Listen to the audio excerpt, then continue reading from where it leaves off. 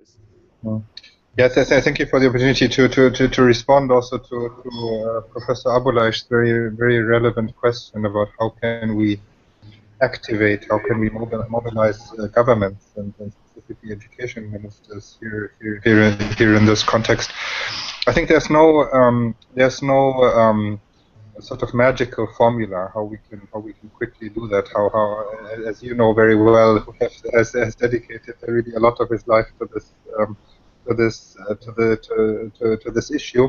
But I think there are a couple of strategies that we can pursue together. And the first one is certainly the one that you and Dr. Mada just pointed out. We can work together on the one hand from the ground up with very good practice projects, and we should not underestimate how much an individual good project, how much an individual can achieve if their example is really properly showcased at other levels. And this is, I think, one of the contributions we can make at the global level to make sure that the good individual practice reaches those who then in the end make the decisions with the wider implications. And we do that within our means, within our limits, but we do that through in a very practical way. Is that we collect good practices from across the world and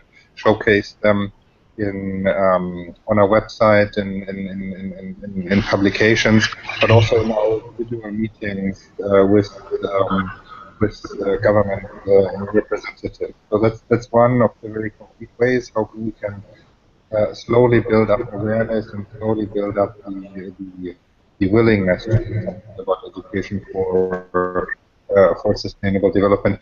And then, of course, it's also always, and of course, for UNESCO, it's a very natural thing.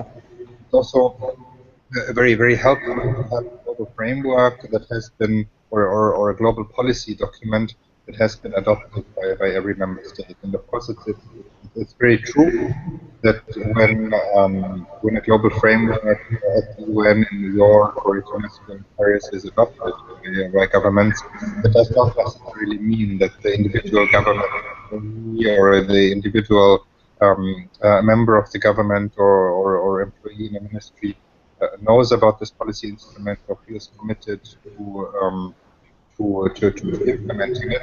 But it's nevertheless, I think, a very good advocacy tool that we have to say, look, your country has signed up to this framework, be it your education decade, action program, be it development goals, and in a way, in maybe a soft way, but nevertheless in a political way, your government has the obligation to do something about it. As I said, I think it's, as you know much better than I do, it's a long process, but I think nevertheless we have a couple of strategies in our toolbox to facilitate this process. Mm-hmm.